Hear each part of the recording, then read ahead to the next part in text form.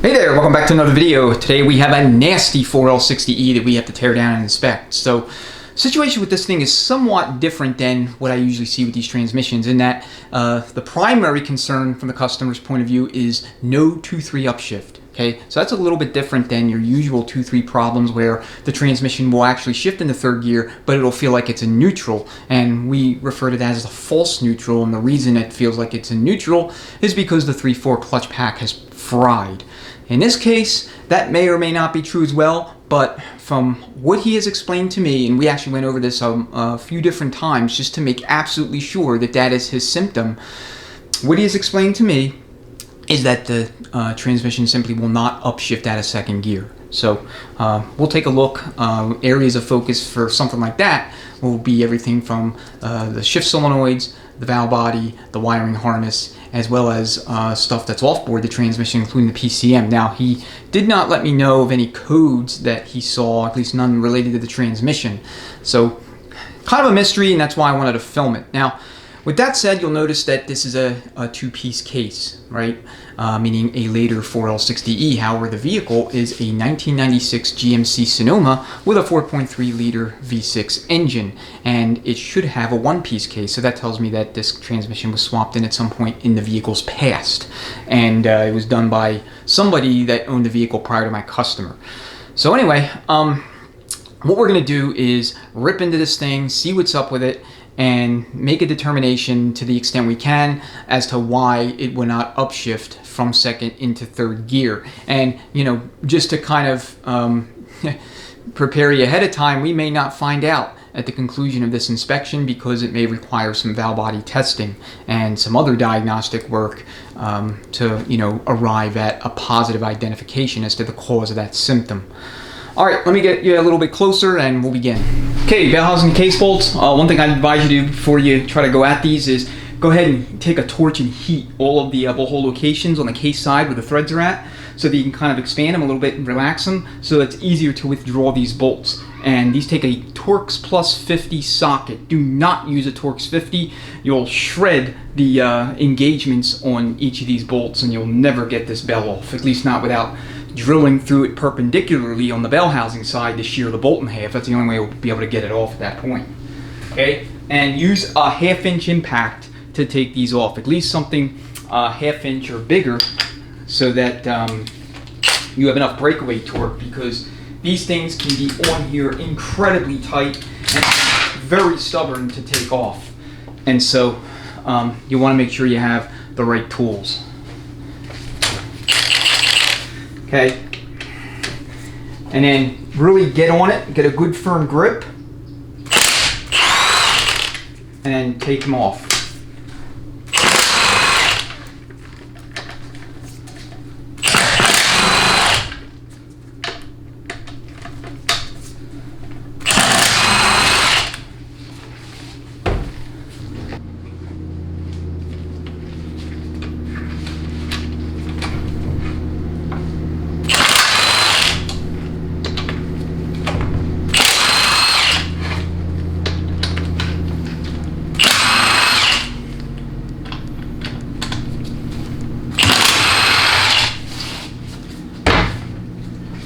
Alright, I know that was a little bizarre looking, but it's very effective.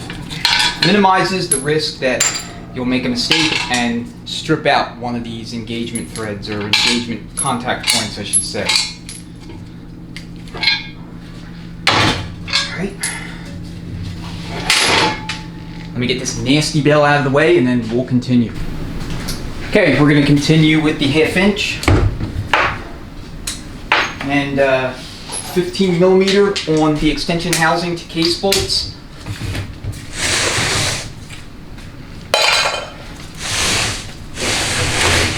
Alright, and 15 millimeters as well for the trans mount bolts if the mount was still on the case. Sometimes they are, sometimes they're not when they arrive.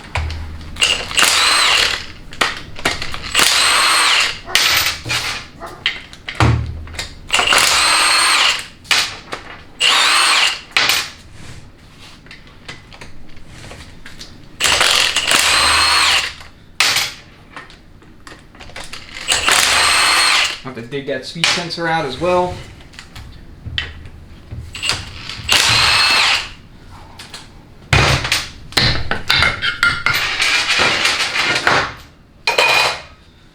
Okay, you're going to have a machine cut square seal, rubber.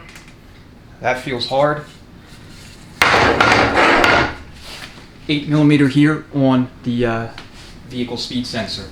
Okay, no upshift at first is usually speed sensor. I say usually, sometimes it can be other things, but check speed sensor itself, check the wiring, pigtail, the harness, and then you can test the speed sensor too for voltage. Sometimes they'll pass the bench voltage test and still be no good. In other words, they will only produce enough voltage to allow you to shift from first to second, but not enough to allow you to shift from second to third. So it's possible this could be the cause of the problem that the customer reported. Unfortunately, there's no way to bench test that because I can't spin the output shaft fast enough to confirm or deny that this thing's any good. I always replace it anyway, so ultimately it doesn't matter as far as a go forward standpoint, but diagnostically it's always good to know, you know, what kind of problem you had and what the cause was of that problem. Okay. All right, so now what you want to do is your usual kind of pre-teardown inspections. Spin the input shaft, grab the output shaft. This is a good test to do if you're looking to buy a used transmission or a rebuildable core. Okay, this and this should be independent of each other. And then we want to check to see what kind of end play that the transmission has. So given we know we have a mismatch between the case and the pump stator, this is a 2006 model year case. Okay, this should have 300mm stator and input shaft design for the Gen 3 small block LS, but it's been adapted to work with a Gen 1 small block pattern engine, and so we have the 298mm stator installed and the, input shaft installed, and the corresponding matching stator. Okay, as you've just seen, we have an incredible amount of end play in here. Okay, this is not natural. It's well outside of the maximum spec. So again, if you're looking for a used transmission, this is one of the tests that you want to do. And if you see something like this, do not buy that transmission or that rebuildable core, because chances are there are, you know, some problems internally with it. Okay, the usual issues are the drums being battered, the bearing collapsing, the forward drum to stator thrust bearing specifically. Okay, 13mm on these.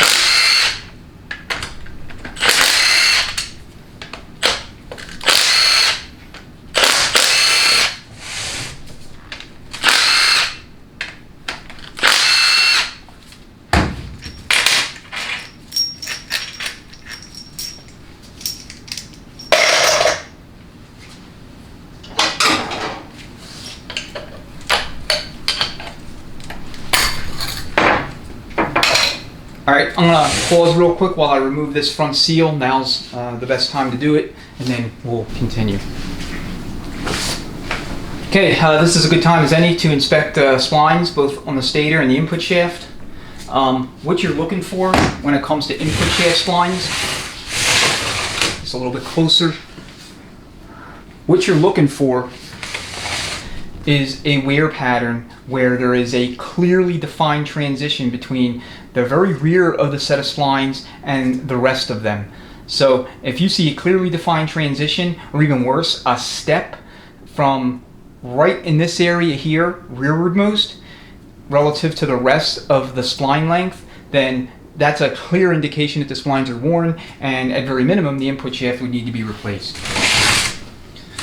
Okay. Stator, same with that. You see any unusual wear on the stator splines, you got to replace it. Okay, servo assembly, very straightforward. Get in behind your snap ring.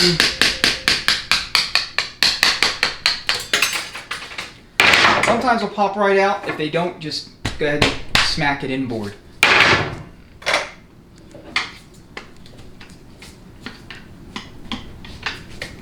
Okay, this one was cooperative. When I'm filming, the exact opposite is typically the case.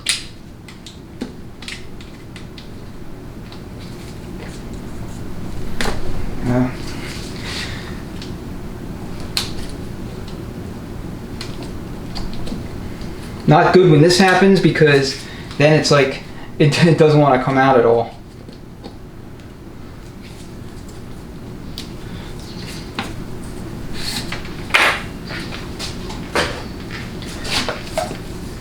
Okay, here is your cover with your 4th gear servo. Takes a scarf cut Teflon sealing ring, like they all do. You can purchase upgraded sealing rings for your servo. They are Viton rubber style, so for anything high performance or heavy duty, it's a good thing to do. Okay, so the rest of your assembly, this probably has the 553 servo installed.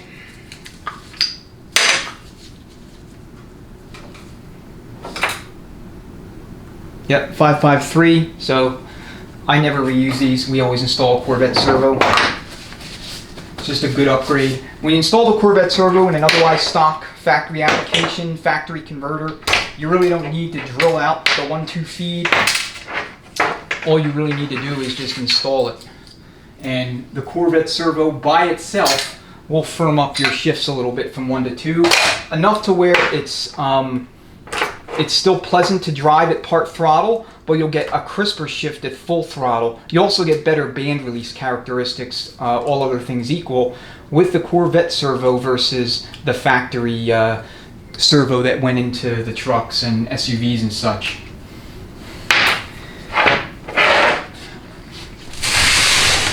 Sometimes I can get these out on the bench, other times not, especially if a shift kit's been installed. There's like multiple springs inside the 2-3 accumulator pocket, so we'll see.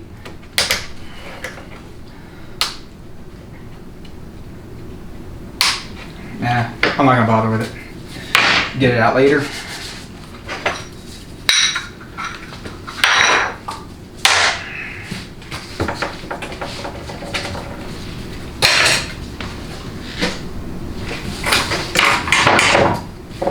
So a Corvette servo will come with its own servo housing. That's this thing here. So no need to reuse anything other than the springs and the back cover and the snap ring. Okay, for your case connector here, all I'm going to do is smack this inward. I would never recommend you reuse wiring harnesses, especially in 4L80s. 4L60s you can kind of get away with it, just depends. But 4L80s, absolutely need to replace those regardless of what else you're doing with the transmission. So there's engagement tabs here. I don't know if you can see them, but all you're going to do is smack this, shatter the engagement tabs, and now once we have everything off from the underside of the case, you're just going to pull the wiring harness through that bore there.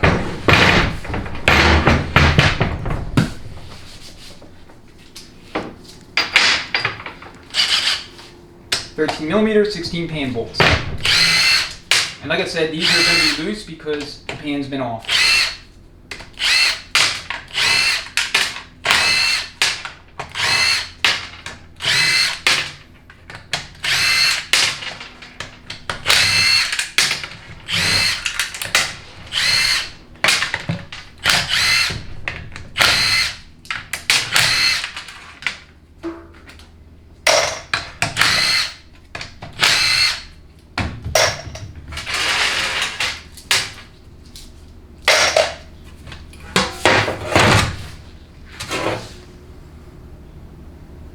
Okay, looks delicious.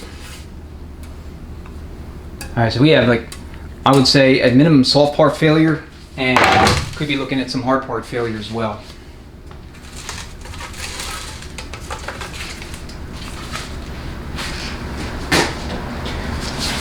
Alright, one of the things you want to look for is the presence of a magnet.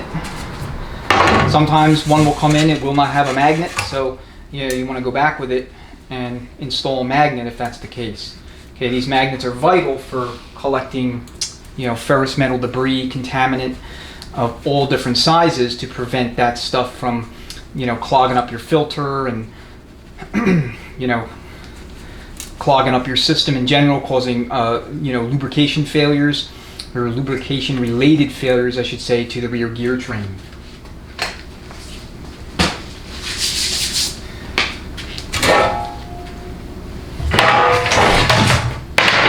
All right, I'm gonna shift the case and everything over to the right so that I can start putting everything behind it and make it a little bit easier to work on the bench. All right, we have a shallow pan style gasket because we have a shallow pan. These should have a deep pan, but it's not really a material issue.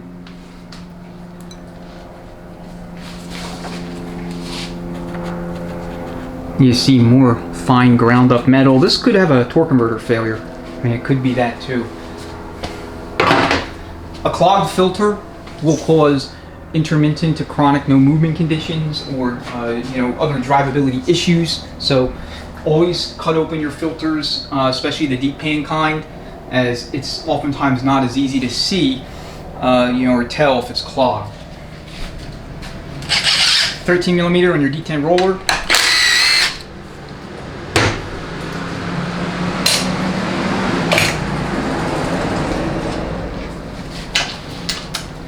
Okay, 10mm on pretty much every single one of these bolts except for these two and these three.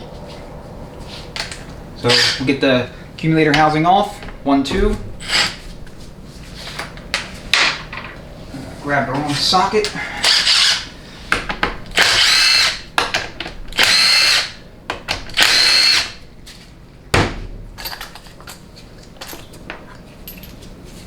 Okay, this is good. We have an aluminum piston installed. The plastic ones will crack and break. So we fire up the compressor. I'll go ahead and force that piston out, and we'll look at the springs. He didn't complain about a harsh 1-2 shift or anything like that, but if you have broken springs, usually it's the outer spring that breaks in those. You'll have a very harsh 1-2 shift and no codes.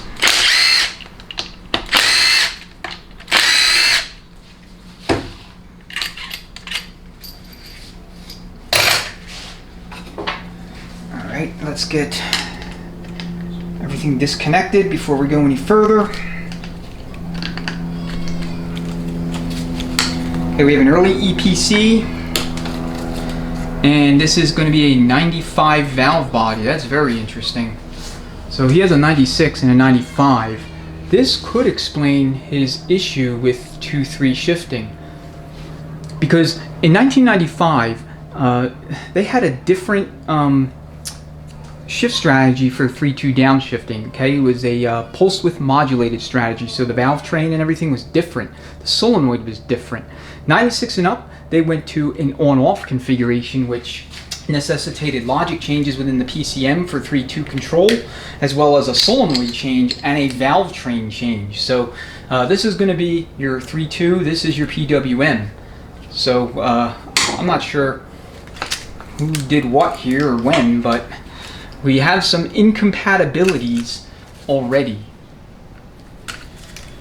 Some parts that are not supposed to be paired together in combination. No particular order when it comes to bolt removal.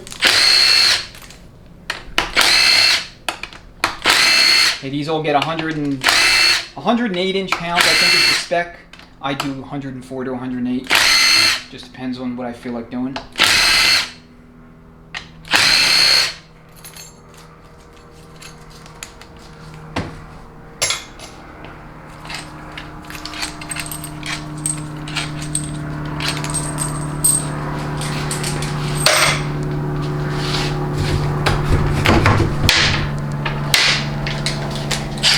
Okay, and if you've watched my other 4L60 videos before, you already know this, or if you know these transmissions, but these 3 8mm headed bolts must go back in these same locations. If you install one of these, say here or here or here, you might lock up the sun shell and possibly destroy the case.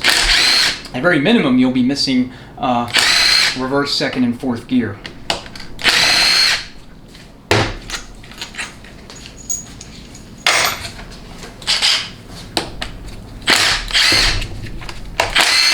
They always replace all your electronic components, never reuse.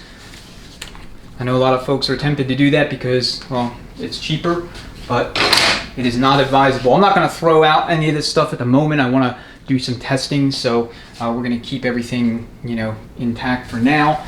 I know I got that one bolt there, so let me grab it.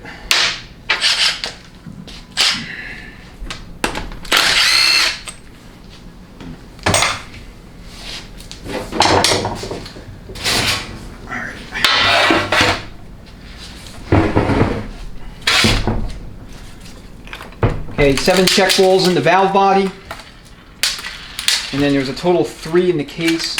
One of them is loose, the 4th accumulator check ball. The other 2 are more or less captured. They consist of the 3rd accumulator check ball capsule, as well as the low reverse. Okay, 8 millimeters on the hold down plate. Okay, same torque as what the valve body, the case bolts receive.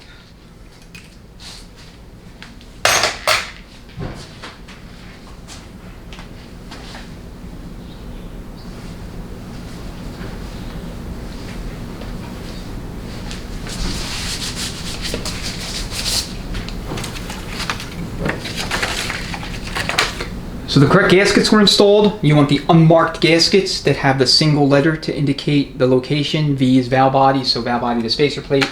And then you're going to have another one under here that is labeled C, and that stands obviously for case. Okay, so we'll have some heat sustained when it's sticky like this, but this is not by any stretch of the imagination nearly as bad as some others. So here's your plate code.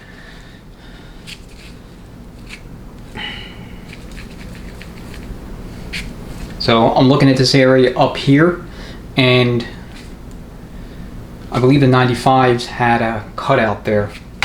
I'll have to check for sure. In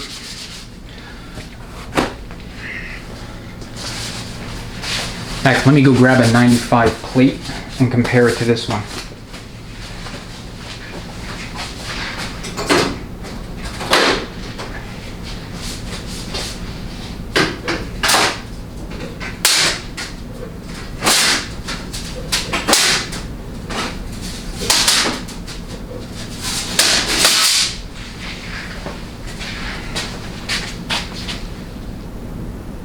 So here's a 95, there's the cutout.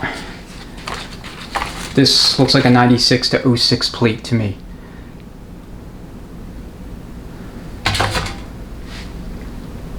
So I think we may have found the source of the primary drivability symptom.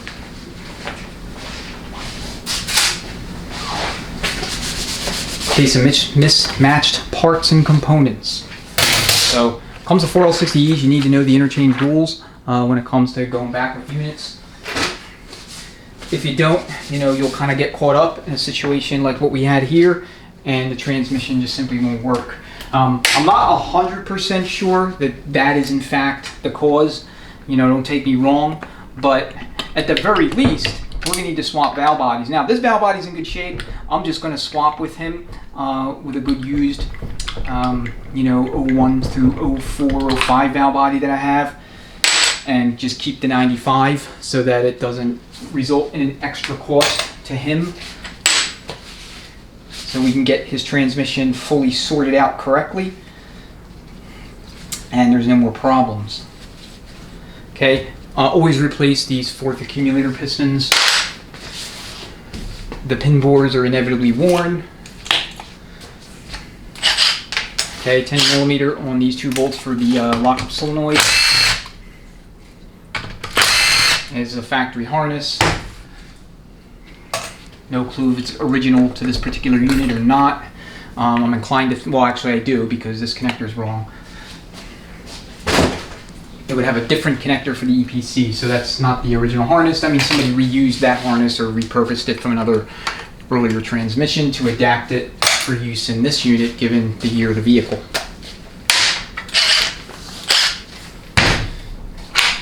Okay, you want to put that in park before you remove your parking pole guide plate. 13 millimeter.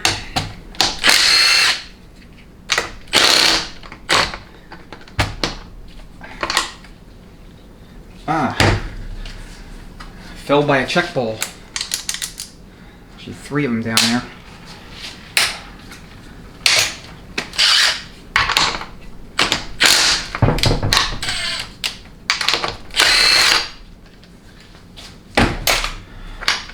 Alright, that was a bit sloppy, a bit clumsy.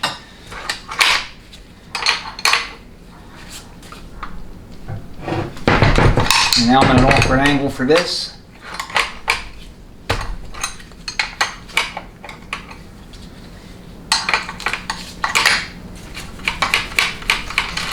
Okay, undo your nut fully, and then just go ahead and take a screwdriver and remove the band spacer. You can smack the rooster comb inboard to create more space. And then the selector shaft might be a little uncooperative coming out of the case. Sometimes they are, sometimes they're not.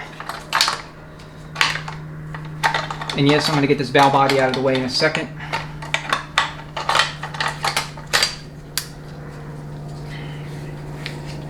Here is the arrangement of the rooster comb and the parking rod assembly.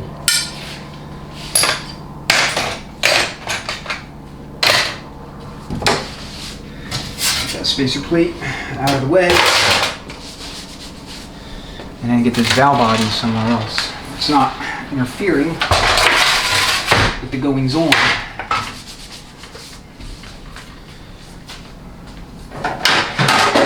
Alright, you want to have a pry bar handy? And this one is just not one to travel any more than what it already did. So what you can do here, and other viewers have pointed this out to me as well. I mean, I do this, I just don't mention it in prior videos, but the flaps on both sides are sometimes mushroomed, and when they are, then you'll have all kind of problems installing this, and it may even cut a seal on the way in, seal for the selector. And that's something you don't want, obviously.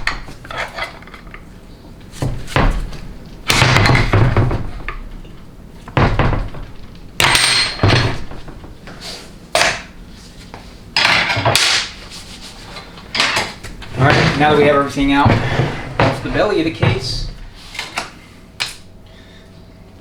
well, now that we do, we'll go ahead and remove this pump.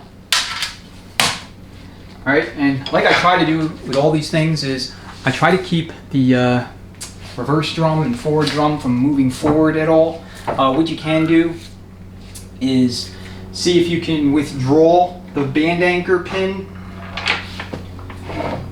with a magnet.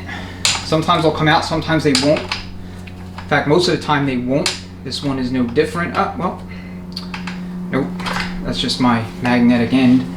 That's not wanting to move, so get in behind here like this. Okay, and then just lever out with the pump, and then keeping the tip firm against the drum. Because what you don't want to have happen is this drum pushing too far forward while the band is still anchored in place, because then it's going to be a pain in the ass to dislodge the band. Okay. So then at this point, you can simply go into it and disengage the band, and everything will come right out. And here's the band in question. Standard factory band. Worn out. The drum is worn out. I mean, you can see all kind of wear patterns to it. Here's our front sun gear. He's going to need a sun gear. Chipping on the sun gear, this is kind of where the metal's coming from, so sun gear, planet, probably ring gear as well, needs to be changed out. So front gear train, at the very least, that's likely the source of all that, you know, metal particulate we saw earlier. 90-degree snap ring pliers. Sorry if my head is in the way. Woo. We have a massive failure in here. Let me get you a little bit closer so you can see the carnage for yourselves. Alright, as you can see, we have hard contact between the face of the planet here and the forward sprag assembly. and whatever else is on the inside of the forward drum. Okay, and then we have an extensive amount of wear along with a collapsed bearing. This is the captured bearing that you know, gave us that significant amount of front end play. All right, I haven't taken the jumper apart yet, but this is pretty significant of a failure.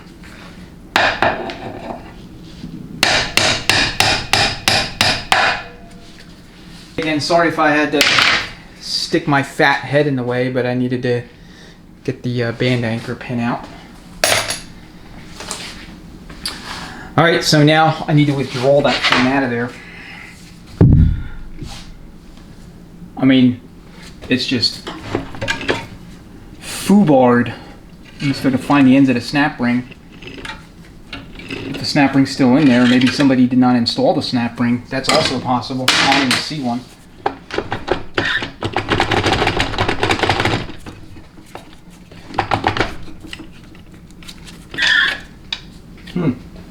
Interesting.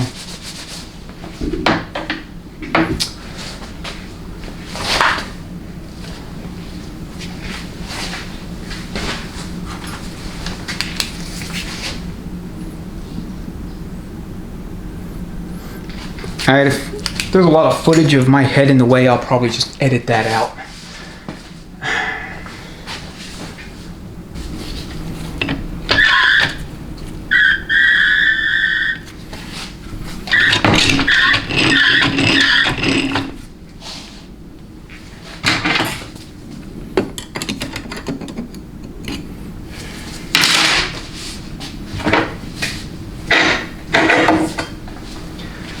Alright, so this is what I call a grenade job, so it almost doesn't matter what I do or how I do it when it comes to getting stuff out of the case.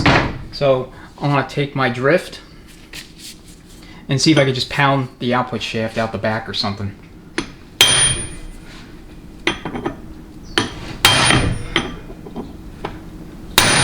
Yeah, I don't think that's going to work either.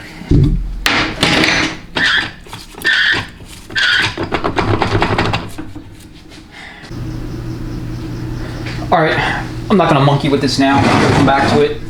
Let's take a look at the sub-assembly. So we have the two drums and we have the pump.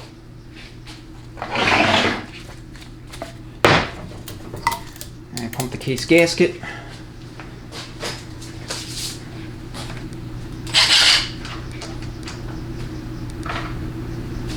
So I don't know how well you were able to see into the case, but I looked around. I couldn't find a snap ring for that output shaft.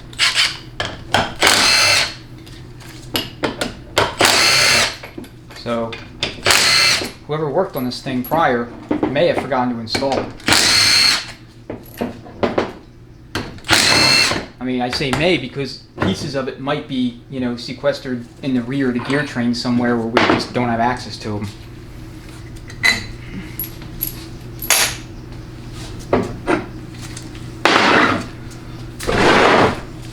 All right.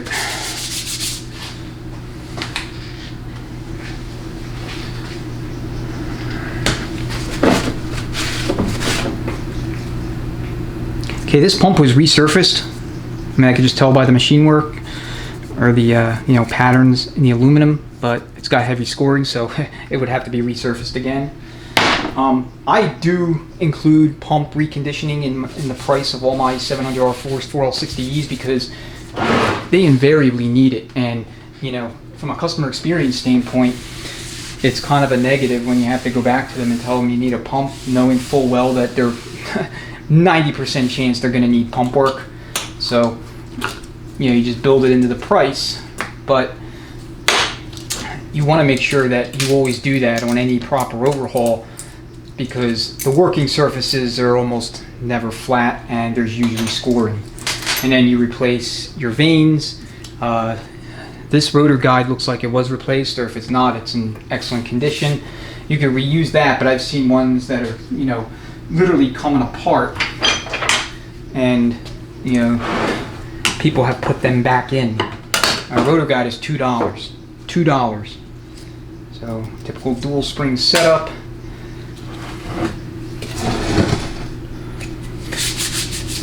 So one other thing I'll make mention of, and probably should have just addressed this straight away. This is an 06 case, but we have a 2003 back through 1995 pump body installed. So again, another case of incompatible parts being assembled together. Okay, this is a wedge seal variety, meaning that, you know, wedge seal goes here. It's machined for a pump body that has no groove for the O-ring.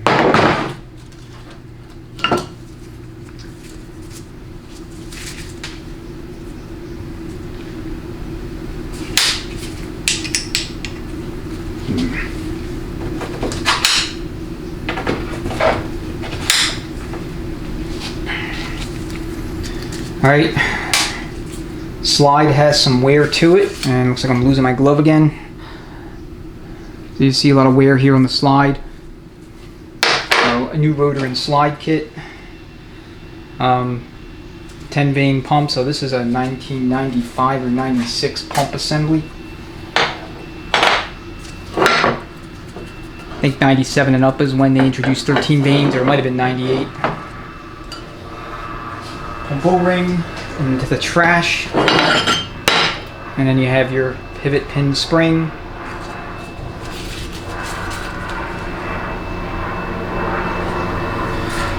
Alright, so I'm going to leave the valves in for now, I'm not going to bother.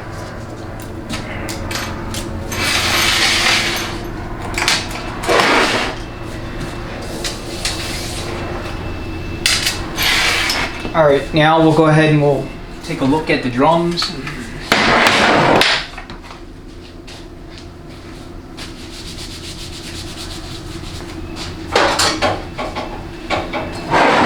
Very rare I see problems with the reverse input drum. When I do, it's usually because somebody cut a stator sealing ring on the way in and they burnt up the clutch. But other than that, this clutch is, generally speaking, trouble-free when it comes to what we see on Teardown. Okay, your 4 frictions for steels and a Belleville style cushion plate.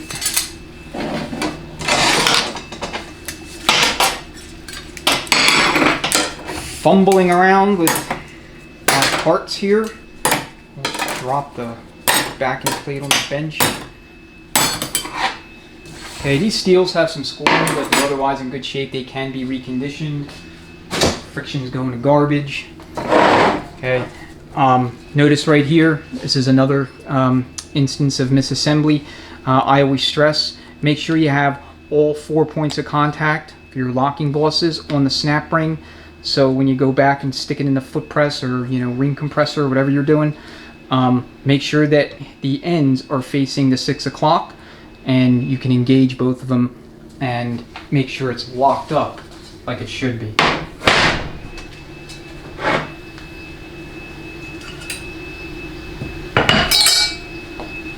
Okay, for drum, like usual, we're going to fire up the compressor to see if this drum is any good or not. I would say about 50% on average, just, very rough ballpark figure. 50% of these drums are no good, at least in my bench when I tear them down. So number 70 selective spacer. They range from 67 to 72 or 73. The smaller the number, the thinner the spacer, and they're about 10 to 12 thousandths of an inch thick difference between them. And I'm sorry, it's actually closer to 7 thousandths. I apologize. 6 or 7 thousandths difference between each one. And Sonics makes shims, 15 thou shims in the aftermarket. So if you're kind of in between spacers and you're a little bit loose on end play, you can stick a 15 thou shim in there and that will straighten it out for you. Alright, let me go ahead and fire the compressor and then we'll resume. Okay, let's go ahead and do our pressure test to see if this drum is leaking or not. Like I said, 50% of them are good for leaks, at least at the 2-3 feed, which is what we always start with. So I'm looking for bubbles down here at the very base of the input shaft where it's pressed into the drum.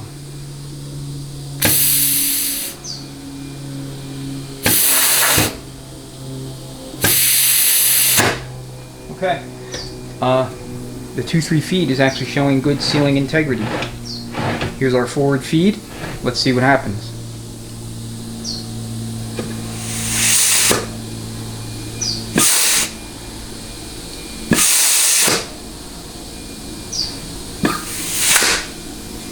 Okay, now we're going to do our coast clutch, and you just want to plug the forward feed when you do this.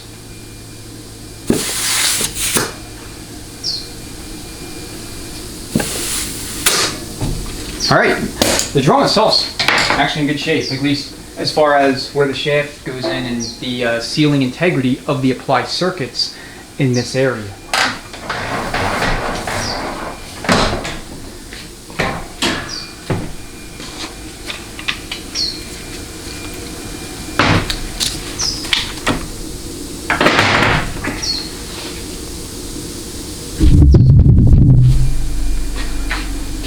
Alright, let's take a look and see what we have.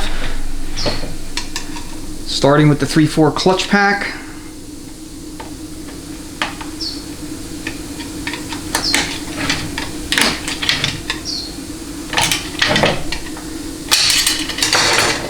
We have load release springs installed. A lot of heat sustained.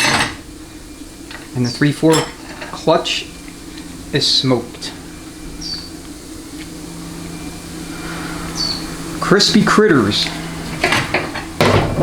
We have a lot of metal matter. It's understandable given what we already know happened inside the case.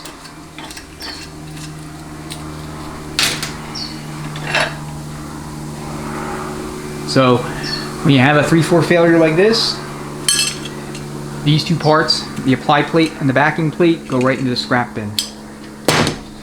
They are not to be reused.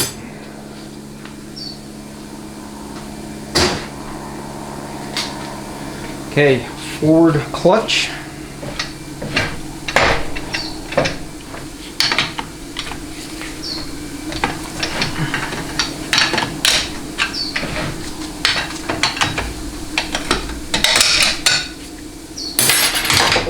And look at all that contact. I think that whoever worked on this thing last, among all the other mistakes they made, they failed to install the output shaft to front planet snap ring. I mean, this thing's no good. Ply plate or backing plate, if you will, for the forward clutch. Scrap. Hey, exity friction module. Here's our cushion plate. Seals look in good shape, as do the frictions. The only time you see damage, you know, forward clutch burn up, is when there's some sort of unusual line pressure condition deficiency, EPC failure, valve body. The forward piston housing is sometimes heavily worn, so it'll allow fluid to leak by. The Vicon seal is in good shape. Okay, this bearing seems okay, but whenever you have failures like this, you know, it's just best practice to replace all your bearings. Okay, the coast clutch pressure plate looks okay.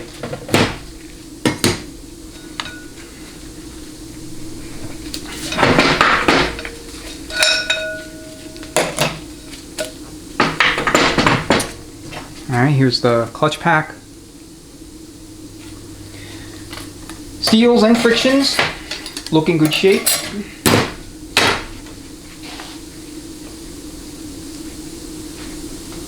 It's a piece of metal. It's a piece of gear tooth. So exity friction module. So this thing was overhauled relatively recently prior to my customer taking possession of it, you know, purchasing the vehicle. I mean, I don't know that because he told me or I have paperwork. That's my belief on what I'm seeing in the forward clutch. Okay, we have aluminum pistons in the forward drum. This is my personal opinion. Others may disagree, but I never ever use aluminum pistons. I always upgrade to the bonded steel and rubber pistons because the aluminum pistons, particularly the forward piston, likes to crack.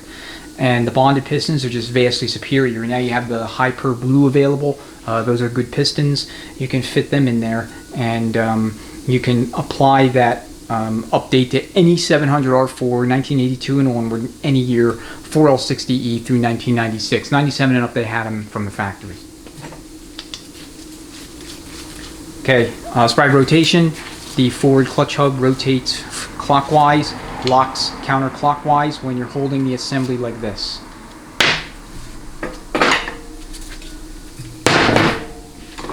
So let's dig into this and see what, if any, damage may have been sustained.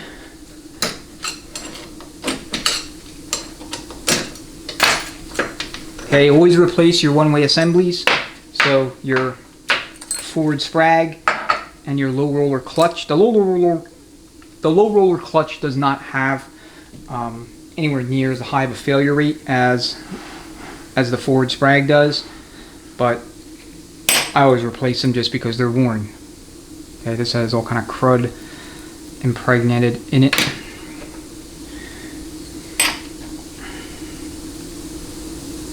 I can't tell if this is new. I think it is. This looks like a new Borg Warner forward sprag.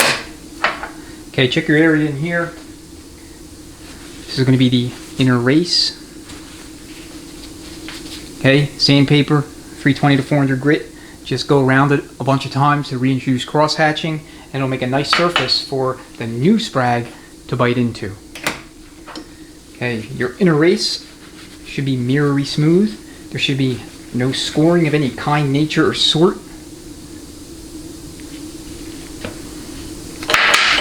So this assembly is in decent shape. We would have to replace the coast clutch hub because it's got some heavy scoring as a result of that failure. This whole transmission is going to have to be replaced because there's no way in hell it's economically or financially sensible to try to build it.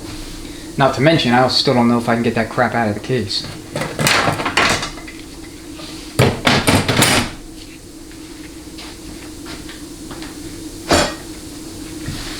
Okay, forward pressure plate is a casualty. It cannot be reused.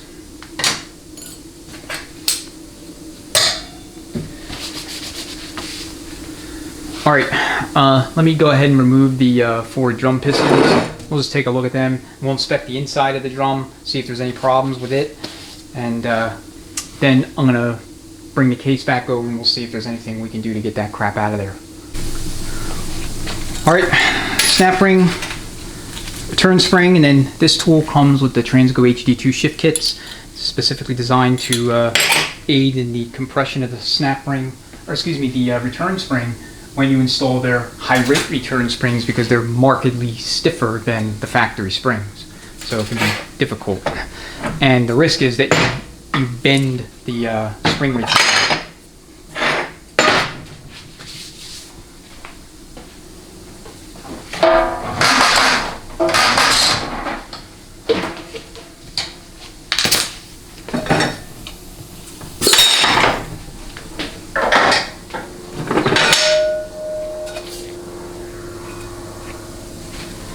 I'm just looking at the sealing rings to see if there's anything, you know, about them that could contribute to some of the problems. I don't see anything. Okay, so a third clutch piston was used. Whoever put this together, even though they knew they were working on a late unit, they went with a early cow kit, which does come with the third clutch bonded steel and rubber piston for the 4L60Es. But if you were to purchase the cow kit or banner kit or complete rebuild kit for this transmission, as he should have, I want to say they're about $40 to $50 more. Okay, here's your apply ring. All 4L60Es have a number 7. 704s have number 4 or unmarked. You can mix and match them. If you're running a 4L60E for like any kind of racing or serious heavy duty, like, you know, beyond the scope of what it's designed for, you want to change this out to a number 4 so that you can run tighter clearance in the 3/4 clutch. Okay, these forward piston housings can leak, and what I was referring to here, it's this area right at the base of the sealing surface that sometimes gets cut, especially if hard part failures occur inside the case. And I had another autopsy video that's out on the channel. I should say I have, not I had, it's still there, where there was a no forward movement condition, and something had like just literally scored up the base of this thing so bad that it cut the lip sealing surface on the piston, and you had a no apply situation. Okay, the piston itself feels okay, but I think somebody did not set up that 3/4 clutch pack correctly. You know, it's a multitude of errors made with this thing, and you know, all of them contributed in their own way to its demise. But I think the most egregious misstep, and I say I think because I don't know this for a fact, not yet anyway, but I think the most egregious misstep is failing to install that little snap ring that secures the output shaft to the front planet and keeps it from moving around all over the place, because I didn't see any pieces of it in the pan. When he took the pan off, you know, maybe it was in there, but he didn't mention anything about, you know, something like that being present, and he would have mentioned it if it was there. Alright, let me get you a little bit closer in and we can take a look at the carnage while I fish for a slide hammer and puller to see if I could yank this out. I don't think I'm going to be able to. I mean, the entire upper portion of the splines are completely mushroomed, and so it's in there, but you know, we'll give it the old college try and see what happens. Alright, I'm going to give it one more go smacking it out. I couldn't find a puller that could engage this planet in between the pinions in such a way that it was secure enough to try and yank it out with a slide hammer. So I'm gonna just try to punch it through. I don't think it's gonna work, but we'll see. Maybe we'll get lucky.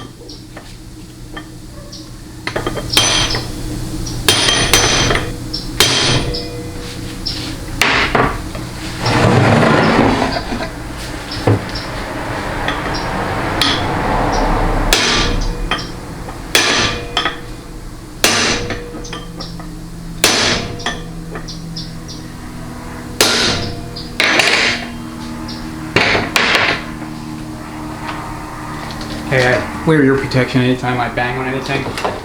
I'm not gonna waste any more time with it. It's fucked. So I believe the cause of this was the failure of the previous rebuilder to install that snap ring that goes there.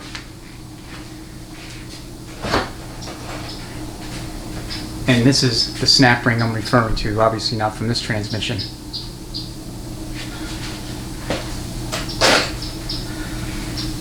So he's going to need an entirely different transmission to build upon, and so that'll be a good opportunity to correct all the wrongs, all the other wrongs that we saw, you know, that were done to this transmission. I mean, he's got the incorrect valve body and spacer plate installed. He's got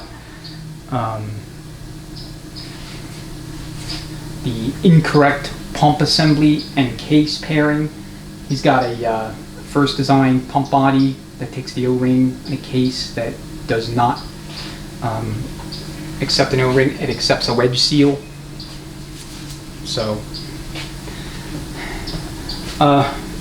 whole slew of you know, assembly errors and poor choices, things of that nature. This all happened before my customer purchased the vehicle. No idea who built it or where or, you know, when. Like I said, I believe it's relatively recent, but it's hard to say. Alright, I'm going to end the video here, and then if I manage to get that crap out of the case, I'll bring you back for like an epilogue or, you know, a final autopsy. But if you don't see a follow-up, then just assume that it went to the scrapyard, just like that. All right, upon further review, I was able to actually determine that the snap ring is actually on the shaft. Okay, I had been saying previously, earlier in the video, that it was left out. That is not the case. It is just so obscured by the mushroom splines here on the end of the input, or the end of the output shaft, that I literally didn't see it. I mean, I also cleaned the inside of this case, pressure washed it so that, you know, all of the old residual fluid was out of there, and that helped a little bit as well. But I literally did not see it until I was looking at it a second time after I cleaned it. I mean, this is several days later now, about 3 days after the initial teardown footage was filmed. So I'm going to get you a little bit closer so you can see, this, at least to the extent I can, and I will point out the snap ring.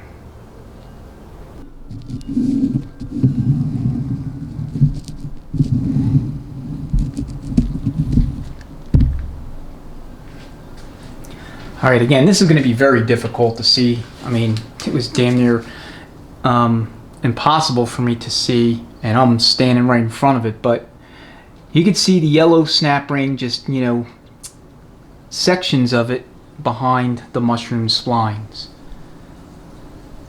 All right, and some of you may have already spotted it. I didn't see it. So I believe the ends of the snap ring are right here, roughly in line with this pinion. So I'm going to see if I can get my pliers and yank it out. I don't know if I'm going to be able to get to it, but we'll see.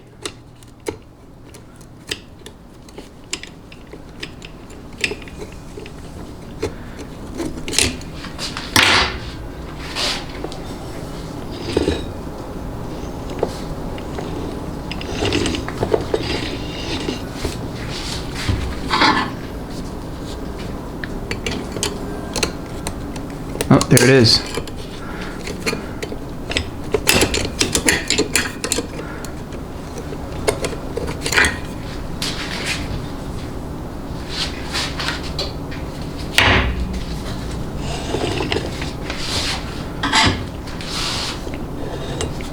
And it's going to be right there.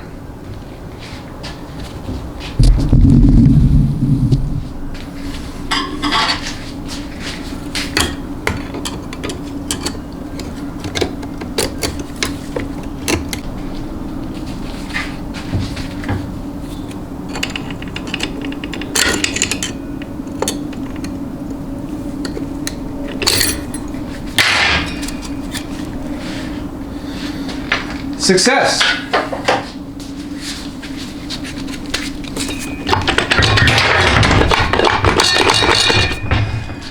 Short-lived success.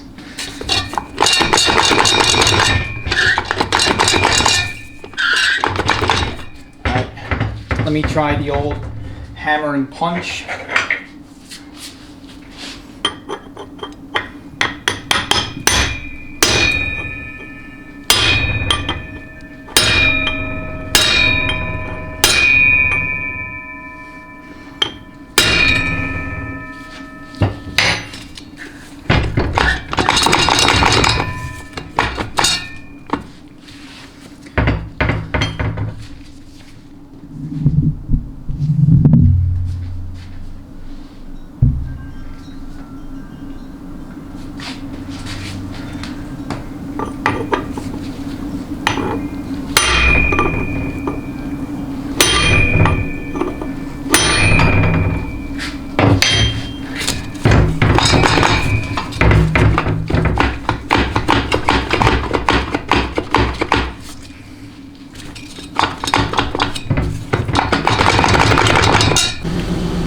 Alright, got this Frankenstein chucked up here in the press. Going to try one last thing, and that is to force the output shaft out the back of the transmission using the press to do it. So, got that snap ring out of the way, and if the reaction shaft is welded to the output shaft and or the rear gear train's all welded together, this may or may not work, but we'll see.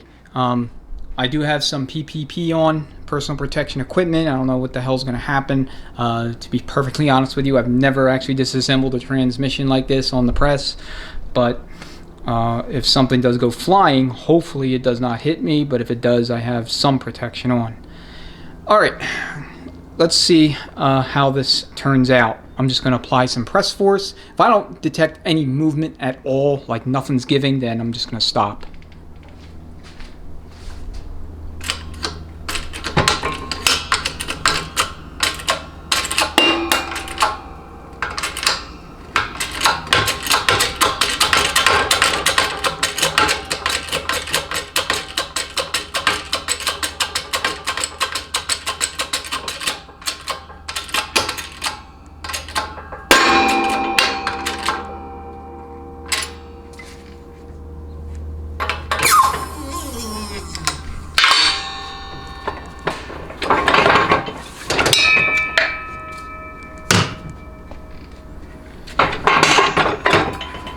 Alright, I don't know if this thing is all the way out.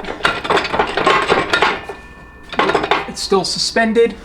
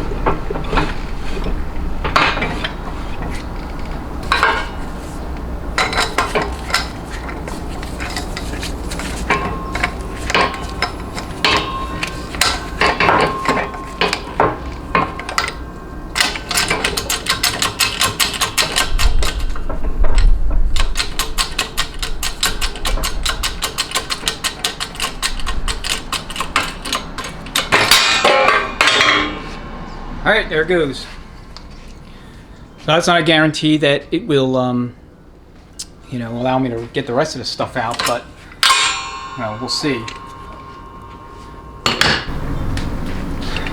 Okay, the shaft is actually not as damaged as I figured it would be. I mean, it certainly cannot be reused, but,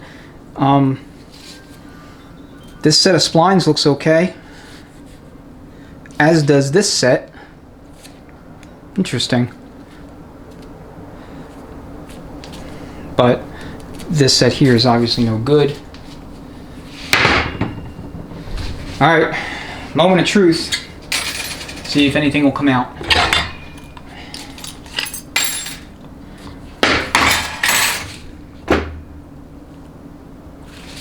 So we got a failure here of the bearing.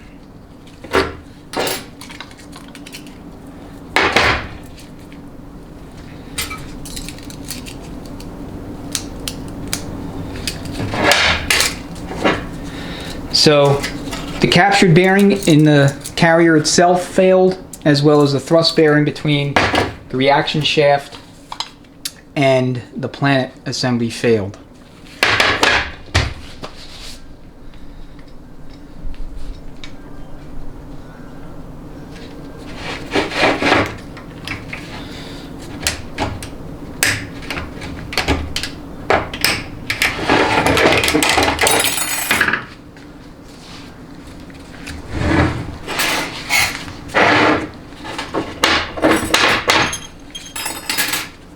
So obviously this reaction shaft's no good. I mean, it's beat to shit.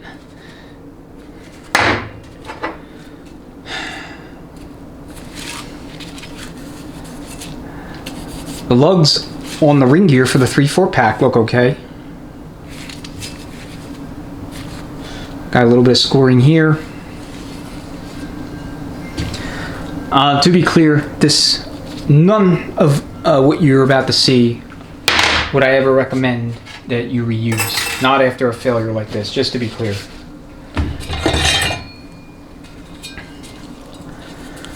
The shell has the usual amount of wear. This is a heat-treated shell.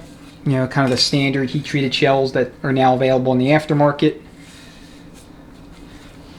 which are perfectly fine for stock to mild performance, but anything beyond that, I would strongly recommend you upgrade to a Sonic Smart shell. I mean, that's the only kind of upgraded shell I'll use. The sun gear for the rear. Looks okay.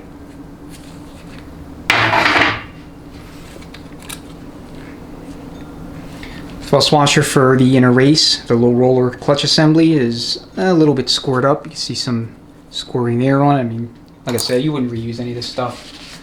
This is for curiosities and academics' sake only that we are doing the rest of this inspection.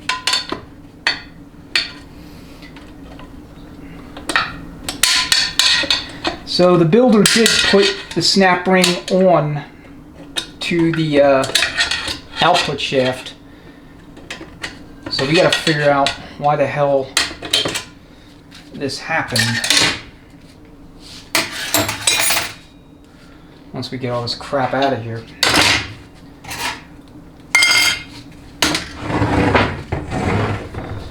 So we got to put the input shaft back in. And that'll allow us to pound out the center support.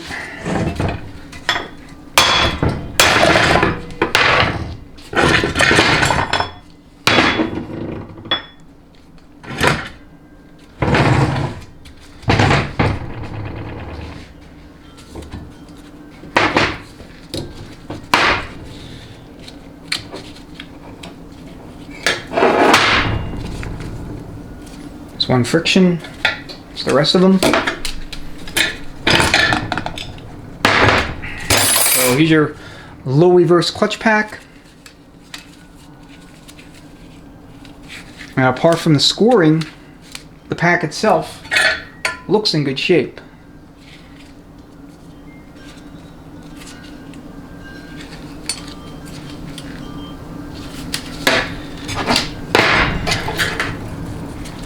Here's the thrust bearing between the output ring gear and the planet.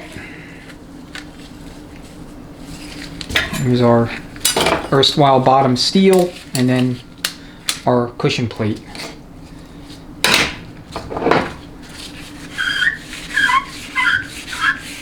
Okay, so when you're holding the center support and you're spinning the inner race, it's going to always rotate clockwise and lock counterclockwise.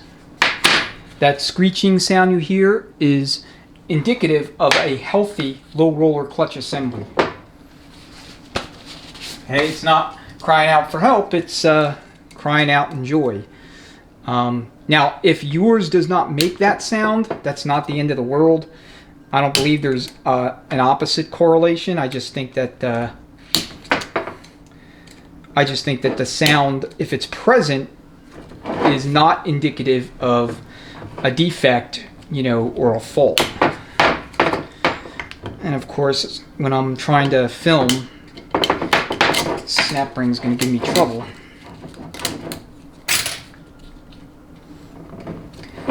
So I've taken to replacing these in all 700R4s, 4L60Es that I do. It's just good practice. Always buy the Borg Warner assembly. I would not trust anything unless it's made by them.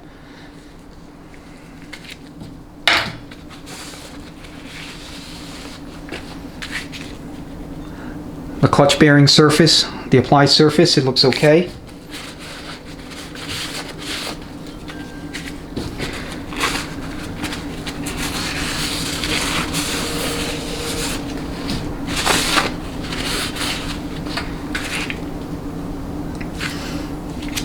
Cam surface looks okay. Sometimes you'll see wear here, but it's very, very, very rare, to be honest.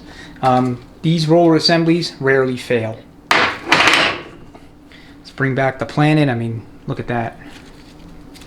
This thing got chewed up. queued up.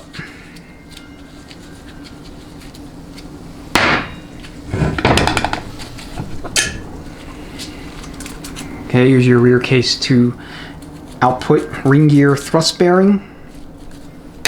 Making noise. I mean, like I said, all this stuff's scrap. This looks in good shape. I mean, you would normally check your splines for any damage, check the journal. The ring gear itself, including its, the reaction portion of the gear, or the spline portion, I should say, looks okay to me. It might be such that this is the only salvageable part. I don't know. And your anti-clunk spring. Alright. There's nothing really to discuss when it comes to the low reverse piston. They're all the same. The clutch itself looks fine, so there wasn't any issues with reverse, at least not as far as apply. So looking at the case, you want to check for damage, significant damage, especially in the lugs. When you have a catastrophic failure like this, I see some damage here.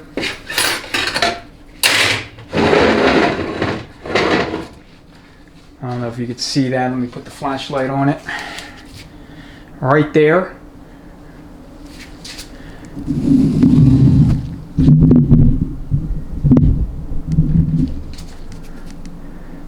There is some scoring. That can be dealt with via sandpaper or emery cloth or something. I mean, it's not significant, but what I'm doing now is checking all of the lugs for the reverse clutch. I mean, I see a lot of grime and, ground up metal in behind the piston, between the piston and the case wall, but I'm not seeing any damage to the lugs themselves. I'm also not seeing any damage to the interior of the case other than what I just showed you. And yes, I'm sorry, I know you can't really see that, but I guess you'll have to take my word for it. So the case could probably be reused. I say probably because it has to be cleaned off and then thoroughly inspected before I would pronounce it good to go. But anyway, now I want to take a closer look at the valve body to see if anything about it can explain the no 2-3 upshift condition.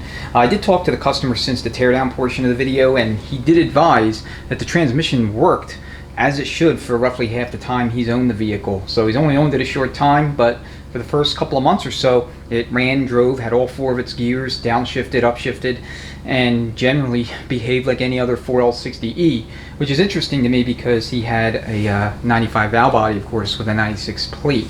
And I would have thought he'd have issues with the 3.2, downshift, given the differences between 95 and 96 with these components. But that's not the case. So interesting to say the least. But when it comes to the no 2-3 upshift condition, there's really only one proximate cause that you have to consider, and that is the lack of release of the band of the reverse input drum.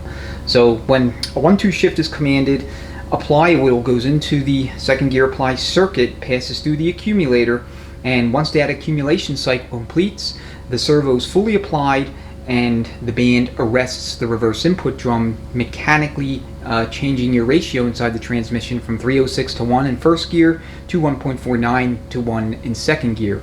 And what we're referring to is the relationship between engine speed and RPM and output shaft speed and RPM. Okay, so the output shaft is still underdriving the engine at this point, and only when the 2-3 upshift occurs does the two components equalize. In other words, engine speed and output shaft speed are the same in third gear, hence why it's called direct drive or direct.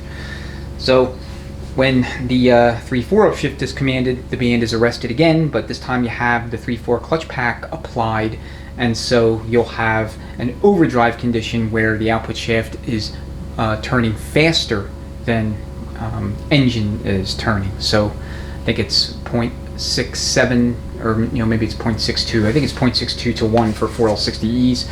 So the engine is spinning at roughly 0.62 revolutions for every 1 revolution of the output shaft. Alright, so when it comes to why the band might not release, you have a few different possibilities. One is this solenoid right here. This is solenoid B. When a shift is commanded to second gear from first, solenoid B stays on, solenoid A comes off, but when the 2-3 shift is commanded, solenoid B comes off and solenoid A is also off. So if you were to pull the transfuse or disconnect the large case connector on the passenger side of the transmission, start the engine up and drive it, you would have third gear, and that's it. Line pressure would be max because there's no electronic pressure control regulation, and that would tell you whether or not your 3/4 clutch pack is smoked or if there's some other issue in the event you have like a neutral and third condition you're trying to diagnose. But in the case of a no 2-3 upshift where it just hangs in second, that can only mean the band is not releasing. So the other possibility is that the PCM is not commanding a 2-3 upshift, and we're not able to test that here, so we got to focus on the parts we have on the bench. So we have 2 pieces of test equipment. First is going to be a DVOM meter or multimeter. That's something that every DYIer has or should have. The second piece of equipment here is a test block for shift solenoids for 4L60s and 4L80E transmissions. It's a Kentmore J44246-1. And it's been used in combination with a 12-volt power source, so this battery, and it comes with leads and connectors that are fused so that you can introduce voltage to each of these solenoids while they're installed into the test block, so you can test them for mechanical function. So when the 2-3 shift occurs, solenoid B is commanded off, power is cut to it, and it should simply exhaust, i.e. stop energizing the second apply circuit and allow fluid to flow into the 2-3 accumulator circuit, as well as the band release circuit, which are largely one and the same, to push that servo off of the band so that it can release the reverse input drum, and at the same time whatever apply oil energy is left or charge is left goes to the 3/4 clutch pack to apply that pack, and that gives you third gear, mechanical reduction from second gear 1.49 to third gear, which is 1-to-1. So let's go ahead and turn the multimeter on. We're going to set it to read in ohms, okay, and that will allow us to continuity test the solenoid. So I'll test this solenoid and this one, and we'll see if we have any unusual readings. So we want to see between 18 and 24 ohms. So we're at 23.3, 23.4. If you're subtly moving your leads like I was, I mean, it may or may not be apparent on video, but I was subtly moving these, you're going to see a little bit of flip-flopping back and forth in the reading, like what you saw there. Shouldn't be major, it should be just literally 1/10 of an ohm. Temperature also can change your reading, so if you do this early in the morning or when it's colder, your resistance will be a little lower in terms of ohms than when it warms up. Okay, 23.5, 23.4. That's within our 18 to 24, 18 to 25 range. What I would be looking for here is a completely open circuit or some other oddball reading like 2,000 ohms or whatever that would tell me that there's something wrong with this thing. Unfortunately, we don't see that, so electrically it's making the right inputs or sending the right signals to the PCM, so consequently a code is not likely to be thrown.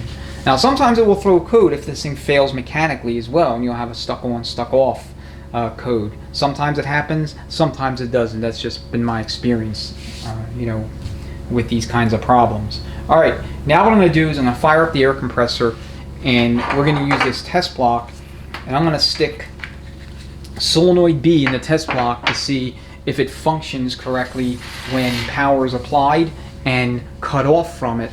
And we want to see if it energizes. In other words, it functions when we put power to it, and then when we release that power source from it, we want to see it release. And how it works is you'll have compressed air go into, you know, one of these test ports.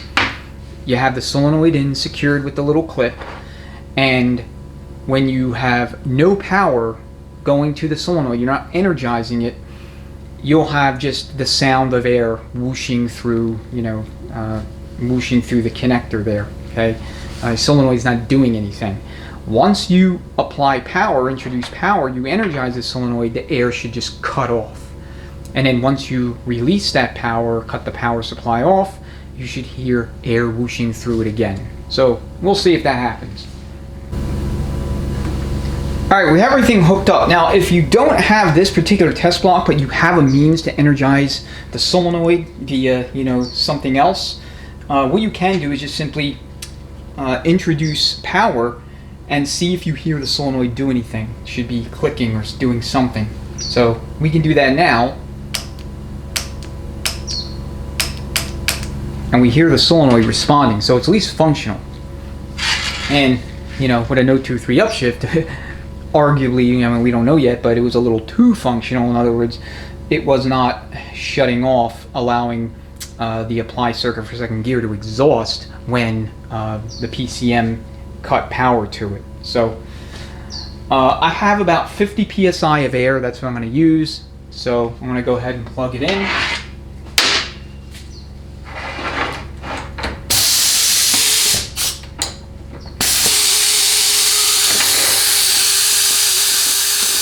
Alright, you have a lot of air flowing through it. Now we're going to energize it and see what happens. Alright, so the solenoid is now energized and it's holding pressure. Now it should release and we should hear the air whooshing again once I take the power supply away.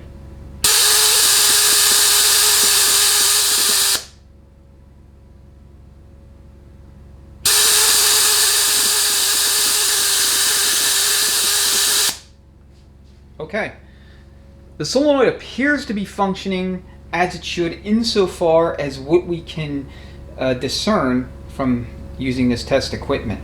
This is exactly how every other solenoid I have ever tested, you know, functions and reacts when we supply and remove power on this little tester here. Alright, so now what I want to do is turn the valve body over and see if we have like stuck 2-3 shift valve or shuttle valve. Now, even if we do, I'm not 100% sure. I mean, I just simply will admit I do not know if stuck valves here will actually result in a no 2-3 upshift. I've read on forums of, you know, well-known transmission builders talking about blocking the 2-3 shift and shuttle valve, and I don't know exactly how they do it, whether they block them both inboard, block them both outboard, or stick something in between the shift valve and the shuttle valve to prevent any movement. It's supposed to affect a faster 2-3 upshift, but again, it's not something I'm knowledgeable about at all, so I don't want to speculate.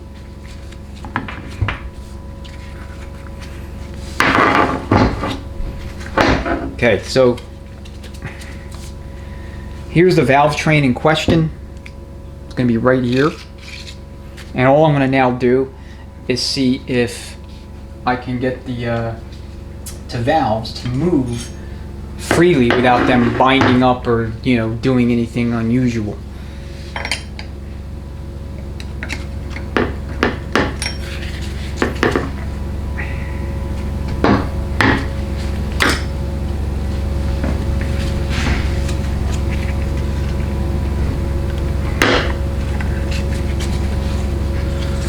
Okay, so I just moved the 2-3 shift valve. So that pushed the shuttle valve. They are dragging a little bit.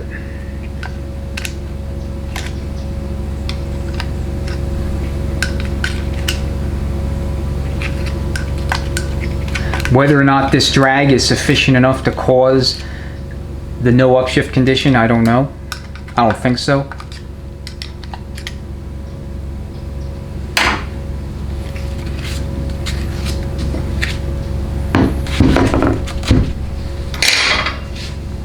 So unfortunately, I'm not able to come up with a smoking gun here. Like I said, this thing's behaving just like it should.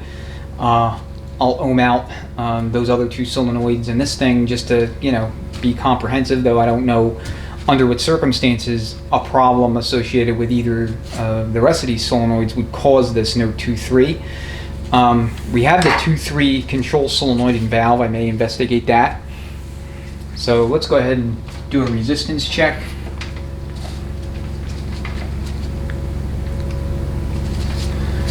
It would help if you could see the multimeter.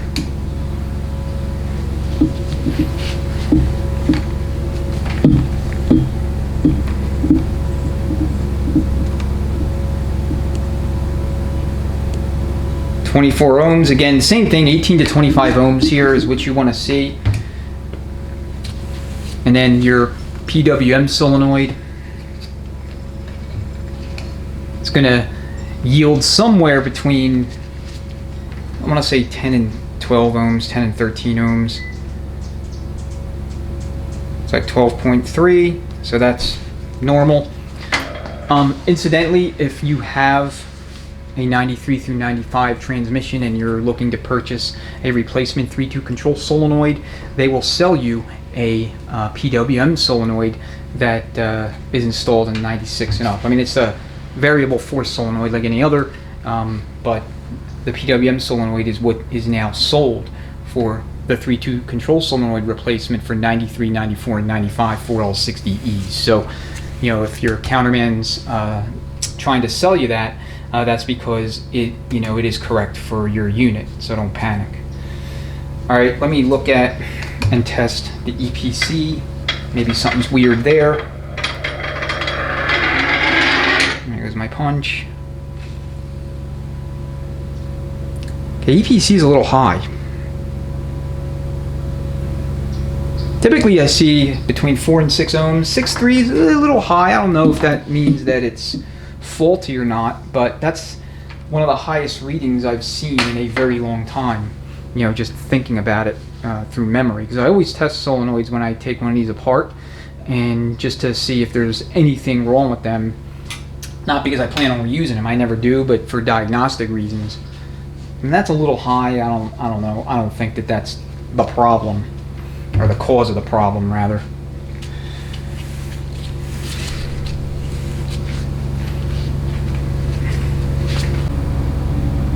Alright, I just stuck another 3-2 control solenoid that I had randomly in my miscellaneous parts bin. And I'm going to see if this one tells me anything different or shows anything different when I do the same test that I did with this one. So 50 PSI.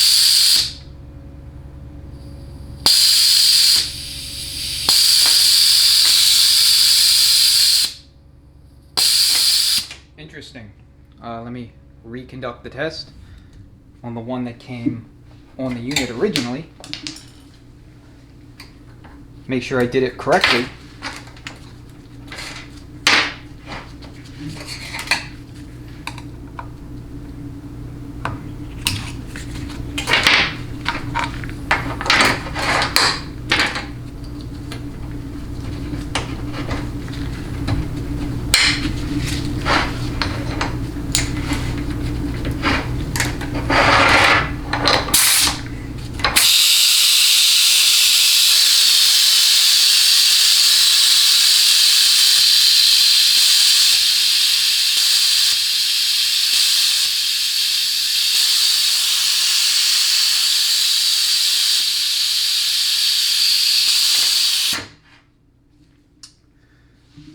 Well, we may have found the problem. If the 3-2 control solenoid is failing to work and function properly, then it's possible that this is going to trigger a no 2-3 upshift condition. I say possible because I actually have to study the hydraulic diagrams for the 3-2 exhaust and the 2-3 upshift to see if this being bad is going to interfere with that 2-3 upshift happening. So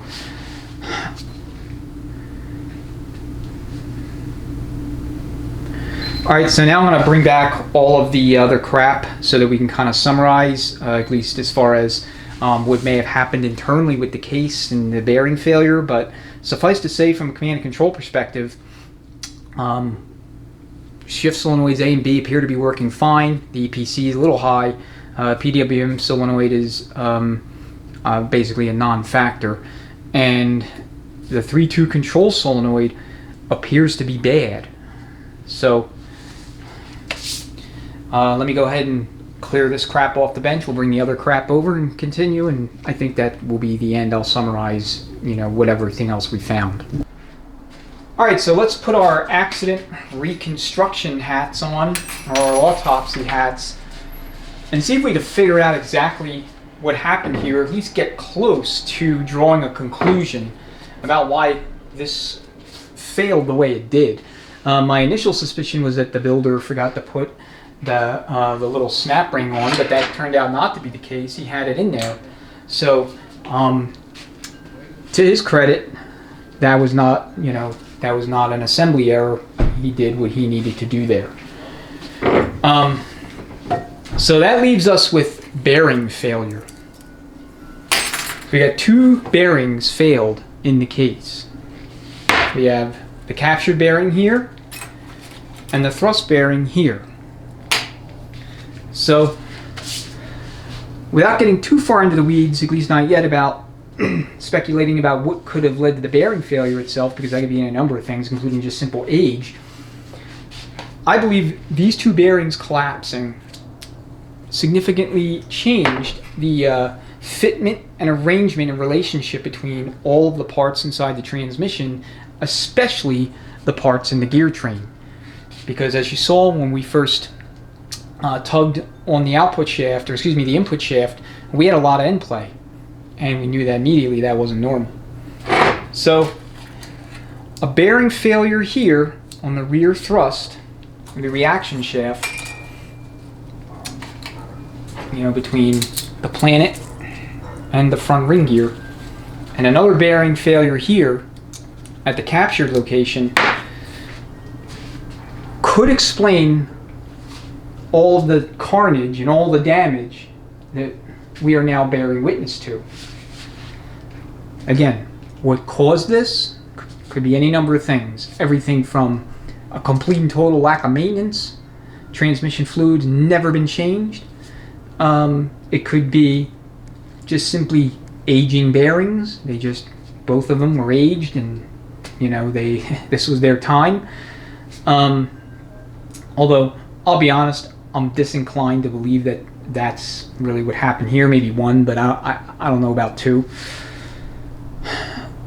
We could have had a lubrication restriction in the system that compromised lube to the rear gear train. We saw the Viton seal earlier. It was supple, and that Viton seal, what I'm talking about, is the input shaft, output shaft junction seal that cordons off that rear lube circuit. If that leaks, then lube to the rest of the gear train, the back of the case, heavily compromised, but that was in fine shape. And looking at the output shaft, other than some of the damage you've seen from me pounding on it, it's really not scored up. Nothing that I'm seeing, apart from the damage that I did, would lead me to believe that that surface wasn't sealing. So, interesting case. This was a total Frankenstein job. So yes, the builder did put the snap ring on the end of the output shaft, as he should have. So to what extent I made mention of him failing to do that, I'll take that back. But what I'm not going to take back is everything else I've seen wrong in this transmission, because it was truly a Frankenstein job. You had a 96 to 2000 valve body, 95 valve body with a 96 2000 separator plate. All right, that caused all kind of issues with the 2.3 and the 3.2. You had a early 1073 pump body that takes an O-ring mated to or paired with a late style case designed to take a wedge seal. So I'm surprised it didn't leak more severely than it likely did there during operation. But you don't ever want to mix and match those two things, because it will leak. Bushings, like I said, I don't have the rest of the stuff in front of me, but I don't know that bushings were changed. I mean, This looks factory to me.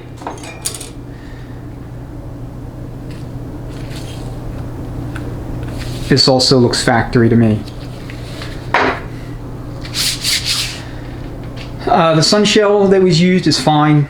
The one-way assemblies, he may have changed those, he may not have. It's hard to say. Too much clearance in the 3/4 clutch. You know, just mixing and matching of parts that otherwise shouldn't be paired together inside the transmission. As far as the primary failure, like I said, a multitude of factors and possibilities could be at play here. Anything that I'm not thinking about, and you are, by all means, leave them in the comments. That's kind of why I like to do these videos, because I can crowdsource from all of you input that, you know, will bring to the table things I'm not even thinking about or considering.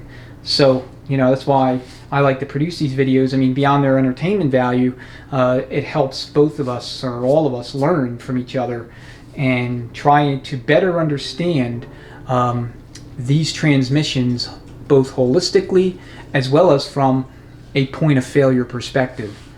You know, we want to understand why things go bad so that we can avoid having them go bad on us, or at least mitigate the risk to acceptable levels.